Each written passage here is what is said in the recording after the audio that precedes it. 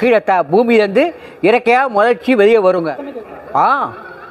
சங்கு சத்தம் அது வெளியே தண்ணியை விட்டு வெளியே வரும்போது, தண்ணியிலேருந்து வெளியே வரும்போது அந்த சத்தம் 30 மைல் சத்தத்துக்கு கேட்கும்.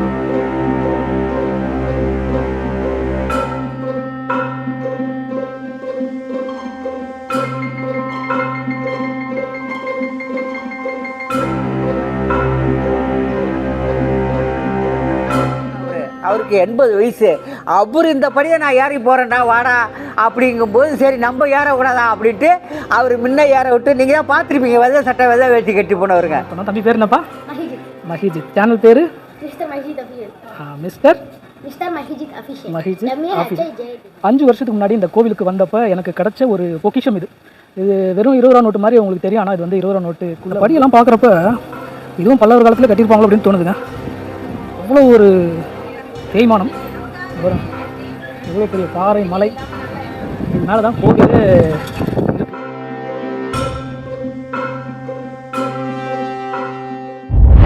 நம்ம இன்றைக்கி வந்திருக்கிற ஊர் திருக்கழுக்குன்றம். நம்ம சென்னையிலேருந்து ஒரு 70 கிலோமீட்டர் தூரத்துலையும், செங்கல்பட்டுலேருந்து 12 கிலோமீட்டர் தூரத்திலும் இருக்கிற ரொம்பவே அழகான ஒரு ஊர் இது. இந்த ஊரில் இருக்கிற ஒரு பழமையான மலைக்கோவில் வேதகிரீஸ்வரர் திருக்கோவில். இந்த கோவிலை தான் இந்த வீடியோவில் நம்ம பார்க்க போகிறோம். வேதகிரீஸ்வரர் மலை கோவிலுக்கு போகிறதுக்கான நுழைவாயில் இதுதான். இந்த கோவிலில் நம்ம வீடியோ எடுத்துகிட்டு இருந்தப்போ கல்பாக்கத்துலேருந்து ஃப்ரெண்ட்ஸோட குரூப்பாக வந்திருந்த இவங்கெல்லாம் வந்து நம்மளுடைய சேனல் பேரை கேட்டு சப்ஸ்கிரைப் பண்ணாங்க. நம்ம மை சுற்றுலா சேனலை சப்ஸ்கிரைப் பண்ணி சப்போர்ட் பண்ணதுக்கு ரொம்ப ரொம்ப தேங்க்ஸ் உங்கள் எல்லாருக்கும். நுழைவாயிலை தாண்டி நம்ம உள்ளே வந்தோன்னே விநாயகருக்கும் ஐயப்பருக்கும் தனித்தனி சன்னதிகள் இருக்குது. இங்கே ஒரு சிவலிங்கம் இருக்குது பாருங்கள் கீழேயே. இங்கேருந்து தான் படிகள் ஆரம்பிக்குது. இங்கே ஏன் சிவலிங்கம் வச்சுருக்காங்கன்னா, மலைக்கு மேலே ஏறி வர முடியாதவங்க இங்கேயே வந்து கற்பூரம் ஏற்றி சாமி கும்பிட்டுட்டு போவாங்க. இந்த மலை கோயிலுடைய டைமிங் காலையில் 8 மணிலேருந்து மதியம் 12 மணி வரைக்கும், அதுக்கப்புறம் சாயந்தரம் 4 மணிலேருந்து 7 மணி வரைக்கும். மற்ற நேரத்தில் வந்தீங்கன்னா மலைக்கு மேலே ஏற முடியாது, கீழே கேட் வந்து பூட்டி தான் இருக்கும். முதல் மண்டபம் வரும், அதுக்கப்புறம் 2வது மண்டபம், அதை தாண்டி இது 3வது மண்டபங்க. இங்கே அப்படியே படிக்கட்டு எப்படி வளைஞ்சு போகுது பாருங்களேன். இந்த 3வது மண்டபத்திலேருந்து ஸ்டார்ட் ஆகும் பாருங்கள், ஒரு ஹெவி ஸ்டீப்பாக ஏறுற ஒரு படிகள். நம்ம வந்த வழி இதுதாங்க. இப்படி வந்து தான் நம்ம ஏறி வந்தோம். இங்கேருந்து ரொம்ப அழகான ஒரு வியூவில் வந்து கீழே இருக்கிற கோவில் தெரியுது பாருங்கள். ரொம்ப அற்புதமான காட்சி இது. அப்படியே இந்த பக்கம் பார்த்தோன்னா ஒரு ரொம்ப ஸ்டீப்பாக ஏறுற படி, கிட்டத்தட்ட ஒரு ஹைவே மாதிரி, மலைக்கு மேலே போகிற ஹைவே மாதிரி ஏறுது பாருங்கள் படி. ஜூம் பண்ணி காட்டினா உங்களுக்கு தெரியும். இந்த இடத்துல தான் ஒரு பெரியவரை நான் பார்த்தேன். அவருக்கு இந்த கோவில் தான் குலதெய்வம் கோயிலாக. அவரோட சின்ன வயசுலேருந்தே இங்கே வராராம். அவரே இந்த கோவிலை பற்றி ரொம்ப அழகாக சொன்னார். என்னென்னா இங்கே பக்தி தான் ஐதீகம். அந்த ஐதீகம் இப்போ கிட்டத்தட்ட ஒரு 30-40 வருஷமாக இருந்தீங்க. அடுத்தது அந்த குளம் இருக்குது பாருங்கள், பெரிய குளம்.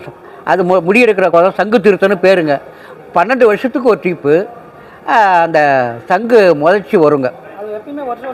வருஷம் கிடையாதுங்க, மாமாங்கம் வருது பாருங்கள். 12 வருஷத்துக்கு ஒரு ட்ரிப்பு மாமாங்கன்னு கும்பகத்துக்கு வருது பாருங்கள்.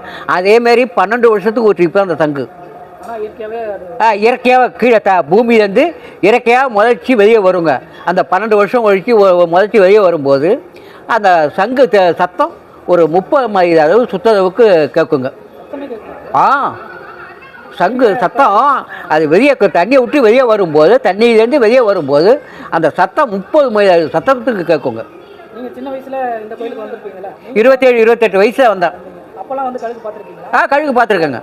அதுக்கு முந்தையும் பார்த்துருக்கேன். என் பையன் கல்யாணம் ஆன புதுசாக வந்து அதுக்கு பிறகு என் பையனுக்கு முடியெடுக்கிறதுக்கு வந்து கழுகு வந்து ஒசக்க 2 கழுகு வருங்க. கரெக்டாக 12 மணி ஆச்சுன்னா கரெக்டாக 2 கழுகு வரும். அதுக்குன்னு ஒரு பண்டாரம் ஒருத்தர் வந்து இருப்பார். வந்து அவர் ஒரு காப்படி சாதம், சக்கரை சாதம் செஞ்சு ஒரு பித்தளை எடுத்து வந்து அந்த மதம் மேலே உட்காந்துருப்பார். அது கரெக்டாக மணி 12 ஆச்சுன்னா அந்த கழுகு கீழே அது வட்டமிட்டு மேலே வட்டமிட்டு கீழே வந்து உட்காரும். 2 கிண்ணத்தில் சாப்பாடு வைப்பார். அந்த கிண்ணத்தில் வந்து அந்த சாப்பாடை எடுத்து கொத்தி தின்னுட்டு, பக்கத்துலேயே தண்ணி இருக்கும், தின்னுட்டு அந்த தண்ணியை ஒரு 2 கொத்த கொத்திட்டு உடனே கழுகு அதை விட்டு பறந்துருங்க. ஆமாங்க. கரெக்டாக அந்த சோத்தை எடுத்துகிட்டு வந்து இது மாதிரி வந்திருக்க பக்தர்களுக்கு கழுகு சாப்பாடு அப்படின்னு சொல்லிட்டு 5 ரூபா 10 ரூபான்னு சுமார் பெருசாக மாதிரி கொடுப்பாருங்க. அதாங்க இந்த கீழே இருக்க அம்பாள் கல் சதை கிடையாதுங்க, நவபாஷணானது. பழனி முருகன் எப்படி இருக்காரோ அதே மாதிரி கீழே இருக்க அம்பாள் நவபாஷணானது. எங்கள் பையனுக்கு அவசியம் கொடுக்கறதோடு சரியாக போச்சு அந்த கோயில். இன்றைக்கி 30-40 வருஷம் ஆகுது. அந்த கீழ் கோயிலுக்கு புது அவசியம் கிடையாது, இந்த பாதம் வரைக்கும் தான் அவசியம். நீங்கள் வேணால் கீழ்கோயில் போய் ஆஃபீஸ் ரூமில் நாங்கள் சங்கம் பார்க்கணுங்க அப்படின்னீங்கன்னா 5 ரூபா டிக்கெட்டுங்க. கீழ்கோயிலுக்கு போனீங்கன்னா 1 மணிக்கு போனீங்கன்னா கீழே போய் தான் பார்க்க, அதெல்லாம் 4 மணிக்கு திறப்பாங்க. சங்கம் பார்க்கணுங்கன்னா 5 ரூபா டிக்கெட்டு கொடுத்து கண்ணாடி ஷோக்கர்ஸ் வச்சுருப்பாங்க, நீங்கள் பார்க்கலாம். சங்கு பார்க்கணுங்க எங்களுக்கு காட்டுங்க அப்படின்னா ஆஃபீஸ் ரூமில் அதுக்குன்னு ஒரு ஆள் விட்டு அந்த ஷோக்கர்ஸ் அந்த முதல்ச்சி சங்கம் வச்சுருப்பாங்க, பார்த்துட்டு வரலாம். என் பேர் கலியப்பன். அரியலூர் மாவட்டம் பாப்பா குடிக்காடுன்னு குடிக்காடு இதனா மேதனைக்குழின்னு போடுறாங்க. இதாங்க எங்கள் ஃபுல்லாக எங்கள் அந்த குடிக்காட்டில் வர்றவங்க ஓரளவுக்கு கிட்டத்தட்ட 3/4 வயசு பேர் இங்கே தான் வருவாங்க. இப்போ என் பையனோட பையனுக்கும் இப்போ 2 வருஷத்துக்கு முந்தி தான் வந்து இங்கே முடியெடுத்து அவசியம் கொடுத்து இருந்துட்டு வந்தாங்க. ஆமாங்க, நான் அப்போ தான் ஒரு 1/4 நேரத்தை ஏறிடுவேன். என் பையன் பிறந்திருக்கும் போது தான் ஒரு 1/4 நேரத்தை ஏறிடுவேன். இன்றைக்கி நான் 4 வருஷத்துக்கு முந்தி நான் என்னால் தான் ஏற முடியல. அப்படிங்கும்போது நான் இந்த படியாட்டே ஏறி போய் மேலே சாமி தரிசனம் பண்ணிவிட்டு இது மேலே தான் சாமிகிட்டே போவோங்க. நான் எங்கே பச்சி இங்கே பாருங்கள், பச்சி பார்த்தீங்க பாருங்கள், பச்சி தரிசனத்துக்கு நேராக போய் அப்புறமேக்கு இப்படி உள்ளே போகணும். இதோ அப்போ என்ன பண்ணேன், இதாட்டே ஏறினேன். ஒருத்தர் இன்றைக்கி என் பங்காளி தாங்க, அவருக்கு 80 வயசு. அவர் இந்த படியை நான் ஏறி போகிறேன்டா வாடா அப்படிங்கும்போது சரி நம்ம ஏறக்கூடாதா அப்படின்ட்டு அவர் முன்ன ஏற விட்டு, நீங்கள் தான் பார்த்துருப்பீங்க வெள்ளை சட்டை வெள்ளை வேட்டி கட்டி போனவருங்க, அவர் தாங்க. அவர் ஏறினார். அவருக்கு பின்னாடியே நானும் ஏறி போய் இந்த இப்போ 4 வருஷத்துக்கு பிற்பாடு இந்த வருஷம் ஏறி போனேன். இந்த கோவிலை பற்றி ரொம்ப அற்புதமாக சொல்லிவிட்டு இந்த மலையிலேருந்து அவர் கீழே இறங்க ஆரம்பிச்சிட்டாரு. நான் மலைக்கு மேலே ஏறி திருக்கழுக்குன்றம் மலைக்கு மேலே ஏறி வர்றது ரொம்ப ரொம்பவே ஈஸிங்க. மொத்தம் 565 படின்னு சொல்கிறாங்க. அந்த 565 படியில் 200 படி இந்த ஒரு இடத்துல இருக்கும் போல இருக்குது. நம்ம ஏறி வந்த வழியை பாருங்களேன், அப்படியே ஒரு பெரிய பாதாளத்துக்குள்ளேருந்து வந்த மாதிரி இருக்குது. இந்த ஒரு இடம் மட்டும்தான் கொஞ்சம் டஃப். மற்றபடி அப்படி அதை தாண்டி போயிட்டோன்னா அப்படியே கோயில்கிட்ட போயிடலாம். சத்தம் கேட்கும்னு நினைக்கிறேன். வெளியே வந்து மழை பெஞ்சிட்ருக்குங்க. மேலே இருக்க ஷீட்டில் வந்து சத்தம் கேட்குது, மழை பெஞ்சிட்ருக்கு, நல்ல மழை. இன்றைக்கி நம்ம திருக்கழுக்குன்றம் வரப்போ மழை பெய்யணும் அப்படின்னு இருக்குது. மழையில் வீடியோ எடுத்தால் உண்மையாகவே இந்த கோவில் சுற்றி இருக்க இடம்லாம் ரொம்ப அழகாக இருக்கும். அதுக்காகவே மழை வருதோ என்னமோ தெரியல. ரொம்ப ஸ்டீப்பான அந்த படியை ஏறின பிறகு ஒரு மண்டபம். அந்த மண்டபத்துக்கு பக்கத்தில் ஆலமரம், அப்படியே நெருக்கமான வனத்தில் இருக்கிற மாதிரி இருக்குது. அப்படியே போனோன்னா அடுத்து ஒரு மண்டபம், அதுக்கடுத்து கோவில் வந்துடுங்க. ரைட் சைடில் கோபுரம் தெரியும். கோவில்கிட்ட நம்ம வந்தாச்சு. இந்த மலைக்கு மேலே நம்ம ஏறி வரத்துக்கு 20 நிமிஷத்துலேருந்து ஒரு அரை மணி நேரம் ஆகும். அவ்வளோதான், சீக்கிரமே நம்ம மேலே வந்துடலாம். இங்கே பார்த்த ஒரு சூப்பரான விஷயம், மலைக்கு மேலே நம்ம வந்தாச்சு. இங்கே 2 குரங்கு அழகாக அதோட குட்டியை வந்து எவ்வளோ அழகாக அப்படியே அரவணைச்சி இந்த மலைக்கு நனையாமல் அப்படியே பார்த்துட்ருக்கு பாருங்களேன். ஆனால் மனுஷனுக்கும் குரங்குக்கும் நிறைய ஒத்துமை இருக்குது. இது அழகாக தூங்கிட்டுருக்கு. இது இவங்க டேடி வந்து பேன் பார்த்துட்ருக்காரு, மம்மி வந்து குழந்தைய வச்சுருக்கு. நம்ம திருக்கழுக்குன்றம் வரப்போ தம்பியை வந்து மீட் பண்ணோம். தம்பி பேர் என்னப்பா? மஹிஜித். சேனல் பேர் மிஸ்டர் மஹிஜித் அஃபிஷியல்.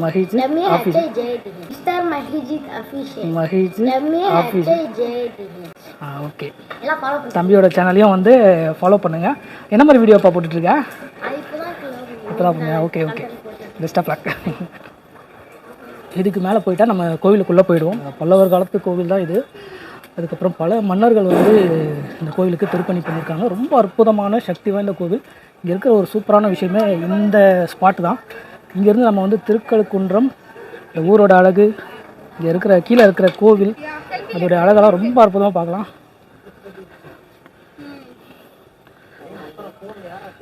ஃபோட்டோ எடுக்கணுமா?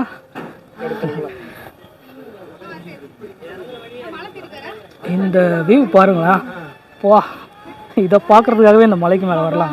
அதுவும் இப்போ வந்து நல்லா மழை பெஞ்சிருக்கு சுற்றி இந்த பக்கம். நம்ம இருக்கிற இடத்துல வெயில் அடிக்குது, ஆனால் இங்கே நல்லா மழை. அந்த கோயிலை பாருங்கள், இந்த மழை பெஞ்சு அந்த ஈரப்பதத்தோடு இப்போ பார்க்குறப்ப தான் செம்ம அழகாக இருக்குது. இதுக்காகவே மழை வந்தது போல் இருக்குது.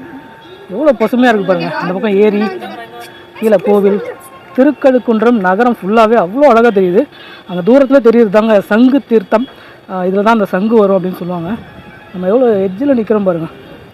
பார்க்குறதுக்கு சின்ன மலை மாதிரி தான் இருக்குது, ஆனால் எவ்வளோ ஹைட்டாக இருக்குது. இந்த பக்கம் பாருங்கள், அந்த ஏரி ஒன்று தெரியுது. அந்த ஏரி கிட்ட போகிற ஒரு சாலை, அது போல் எவ்வளோ அழகாக தெரியுது பாருங்கள். ஜூம் பண்ணி காட்டுறேன். அந்த ஏரி ஒட்டி போகிற சாலை வந்து அப்படியே தண்ணி ஒரு பக்கமும் ஒரு பக்கம் பச்சை பசேர்னு ஒரு வயல்களும் அவ்வளோ அழகாக இருக்குது. தூரத்தில் தெரிகிற மலை, இந்த பக்கம் தெரிகிற விவசாய நிலம், இந்த திருக்கழுக்குன்றம் நகரம், இந்த கீழே இருக்கிற கோவில், அடடடா, என்ன ஒரு அற்புதமான காட்சி. சங்கு தீர்த்தம் இதாங்க, அற்புதமான காட்சி இது. படிகளில் ஏறி கோவிலுக்குள்ளே வந்தவொடனே முதல்ல ஒரு மண்டபம் தான் வருது. இந்த மண்டபத்தில் நிறைய தூண்களும் அதில் நிறைய சிற்ப வேலைப்பாடுகள்லாம் ரொம்ப அழகாக இருக்குது. ரொம்ப பழமையான ஒரு கோயிலுங்க. அங்கே எதிர வழி போது பாருங்கள், அதுல தான் கருவறைக்கு போகணும். இந்த பக்கம் வந்து அப்படியே எட்டி பார்த்தா இன்னொரு அழகான காட்சி இங்கேருந்தும் தெரியுது. அந்த குளம் கூட தூரத்தில் தெரியுது பாருங்கள். குளம், கோவில் எல்லாத்தையுமே இங்கேருந்து பார்க்கலாம். கோவில் கருவறையில் நம்ம இருக்கிறோம். கருவறையுடைய சுற்றுப்பிரகாரத்தில் ஒரு மணி நான் பார்த்தேன். இது வந்து கல்லாலேயே செய்யப்பட்ட ஒரு மணிங்க. அப்படியே ஃபுல்லாகவே வந்து கல் தான் இது. இந்த மாதிரி ஒரு கல் மணியை நம்ம எங்கேயுமே பார்த்துருக்க மாட்டோம். இதை தட்டினா சத்தம் வரும், ஆனால் இது வந்து தட்டுறது நல்லது கிடையாது. ஏற்கனவே உடஞ்ச மாதிரி தான் இருக்குது. இதை நீங்கள் வந்தீங்கன்னா பாருங்கள், பார்த்துட்டு தொட்டு கூட பார்த்துட்டு போங்க. ஆனால் வந்து தட்டெல்லாம் செய்யாதீங்க. கருவறைக்குள்ளே இருக்கிற பலிப்பீடம், கொடிமரம், இந்த பக்கம் சிவபெருமான் இருக்கார். 1400 வருஷம் பழமையான ஒரு கோவிலுங்க இது.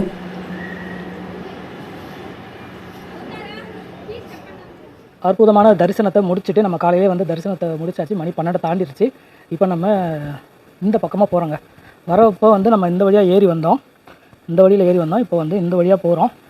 இந்த வழியில் தான் வந்து ஒரு சித்தருடைய குகை இருக்குது.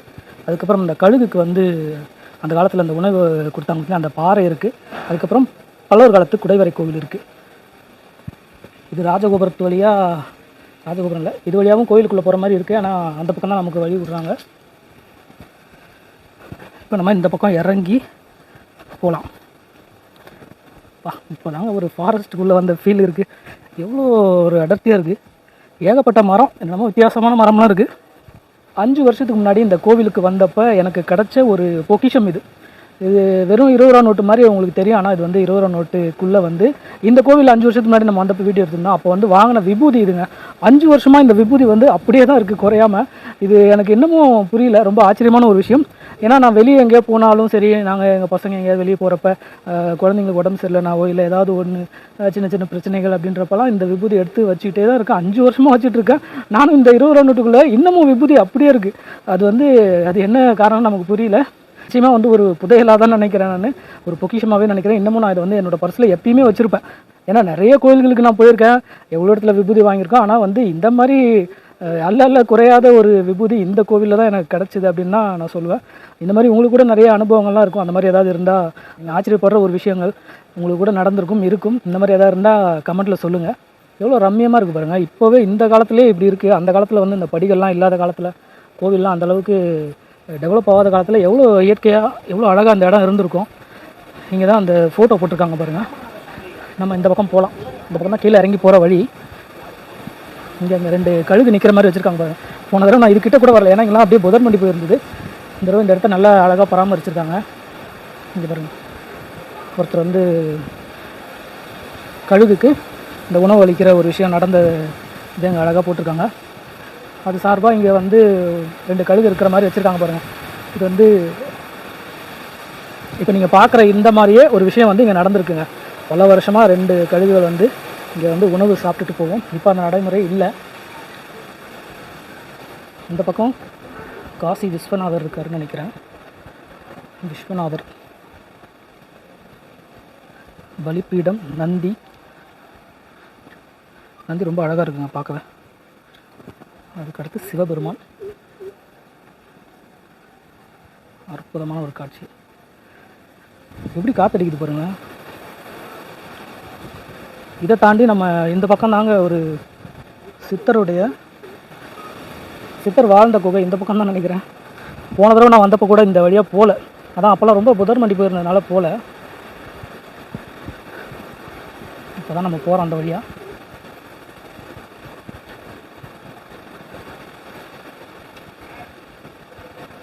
நிறையா துணி கட்டி வச்சுருக்காங்க பாருங்கள், வேண்டுதலுக்காக. வா, இந்த காலத்துலேயும் இப்படி இருக்கு, எவ்வளோ ஒரு அடர்த்தி பாருங்களேன். காற்று அடிக்கிற சத்தம் அப்படியே ஒரு ஊன்ற மாதிரி கேட்குது சத்தம். எல்லாம் பாறை தான், உள்ளே ஃபுல்லாக பாறை. அதுதான் குகை, சித்தர் வாழ்ந்த குகை. இங்கெல்லாம் கல் அடுக்கி வச்சுருக்காங்க.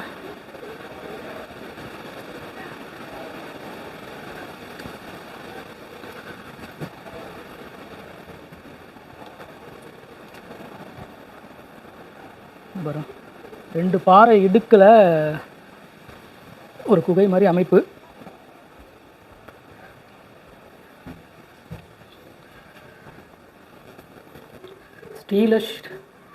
ஸ்ரீ சுப்பையா சுவாமிகள், தோற்றம் 1908 1960, பிஏ கூட படிச்சிருக்காருங்க. இங்கே வந்து தவம் இருந்திருக்காரு இந்த சுவாமி சித்தர். இப்போ வந்து வெள்ளையெல்லாம் அடிச்சிருக்காங்க. அந்த காலத்தில் இப்படிலாம் இருந்திருக்காது. இந்த இடத்துல அந்த சித்தர் வாழ்ந்திருக்காரு 100 வருஷத்துக்கு முன்னாடி. இந்த பக்கம் ஒரு வழி போகுது, போய் பார்க்கலாமா வேணாமா? நான் என்ன இருக்குன்னு தெரியல. இது ஒன்றும் இல்லைங்க, அப்படியே காட்டுக்குள்ளே போகிற மாதிரி இருக்குது. தேவையில்லாத இடத்துக்குலாம் நம்ம போகக்கூடாது. அப்படியே கிளம்பலாம். இப்போ நம்ம கீழே போகிறோம். கீழே போய் அந்த பல்லவர் கால குகை,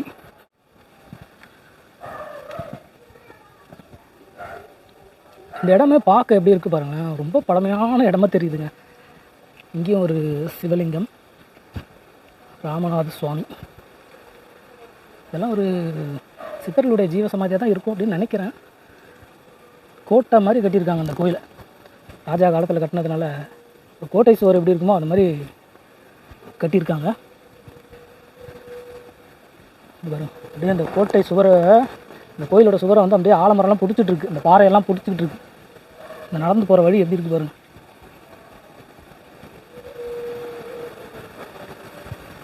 அப்படியே டவுனில் இறங்கும்.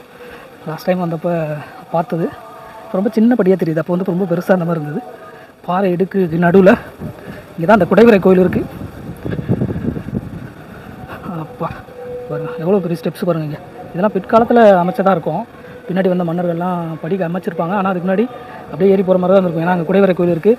இந்த பக்கமாக தான் மலை மேலே ஏறி போயிருப்பாங்க இருக்கும். அதுக்கப்புறம் தான் அந்த படி வழியெல்லாம் ஏற்படுத்தியிருப்பாங்க பின்னாடி வந்த ஆட்சியாளர்கள், ராஜாக்கள். இந்த படியெல்லாம் பார்க்குறப்ப இதுவும் பல்லவர் காலத்தில் கட்டியிருப்பாங்களோ அப்படின்னு தோணுதுங்க. அவ்வளோ ஒரு தேய்மானம் வரும். எவ்வளோ பெரிய பாறை மலை. இது மேலே தான் கோவிலே இருக்குது. இதுவே வந்து 1400 வருஷம் பழமையானது. அதோட பழசு அந்த கோவில் மேலே இருக்கிற கோவில். இப்போ எவ்வளோ பழமையான கோவில் பாருங்களேன். இந்த திருக்கழுக்குன்றம் வேதகிரீஸ்வரர் திருக்கோவில். மாமல்லபுரத்தில் நம்ம பார்க்குற மாதிரி தாங்க. அப்படியே இந்த மலையை பாருங்கள் எப்படி வெட்டியிருக்காங்க பாருங்கள். நம்ம எல்லோரால் பார்க்குற மாதிரிலாம் கிடையாது. அதெல்லாம் சும்மா ஜுஜிப்பிங்க. அது வந்து பெரிய அளவில் இருக்குமோ தவிர இந்தளவு கடினமான பாறை கிடையாது. இதெல்லாம் வந்து கிரானைட். இதுக்கெல்லாம் நம்ம இஷ்டம் போல் இதை செதுக்கிறதே ரொம்ப கஷ்டம். அதுவும் உளியெல்லாம் வச்சு நம்ம நினைக்கிற மாதிரி வரவே வராது. ஆனால் அதுலேயும் இவங்க பண்ணியிருக்காங்க பாருங்கள். உள்ளே பாருங்கள் அப்படியே மாமல்லபுரம் மாதிரி தாங்க. உள்ளே அப்படியே வவ்வால் நாற்று அடிக்குது. அது என்ன தான் வலைகளாக போட்டாலும் அப்படி தான் இருக்கும் போல்.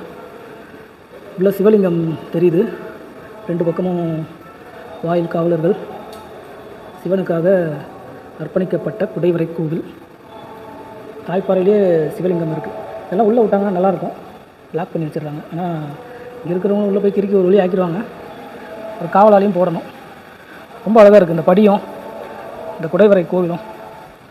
அங்கங்கே சிதறி கிடைக்கிற பாறைகள் இதெல்லாம் பார்க்குறப்ப ரொம்ப அற்புதம், ஆச்சரியம், என்ன வேணால் சொல்லலாம். சொல்லுவாங்க அப்படியே போ. நம்ம மலையிலேருந்து கீழே இறங்குறப்ப இந்த குடைவரை கோவில் வழியாக படி வழியாக இறங்கி வர்றதுனால அந்த ஸ்டீப்பாக ஏறுற படியை வந்து நம்ம ஸ்கிப் பண்ணிடுறோம். ஸோ இந்த பக்கம் சுற்றிட்டு வரலாம். இங்கே ஒரு விஷயம் இருக்குது பாருங்களேன். எனக்கு பின்னாடி வந்து பாறையில் அப்படியே தேய்ச்சி இந்த பாறையில் தெரியுது பாருங்கள்.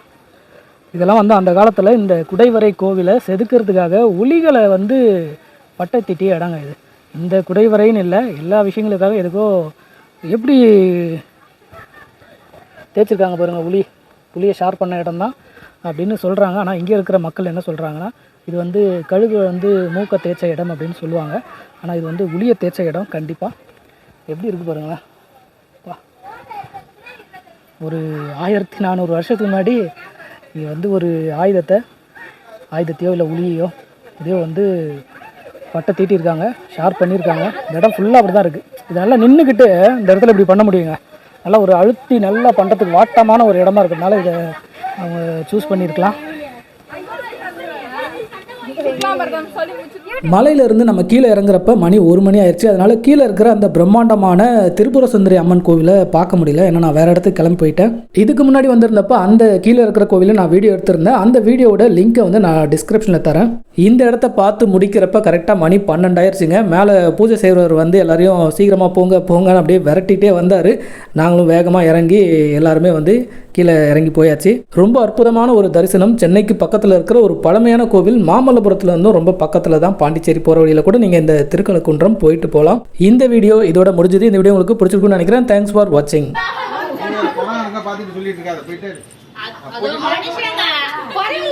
மேல போனா சாமி பார்க்க முடியாது, லாக் ஆயிடுச்சு. ஒரு குரூப் போயிருக்கு. நான் பாத்துக்கிறேன். இன்னொரு டிக்கெட் வருது பின்னாடியே. போலீஸ்காரங்க இருக்காங்க.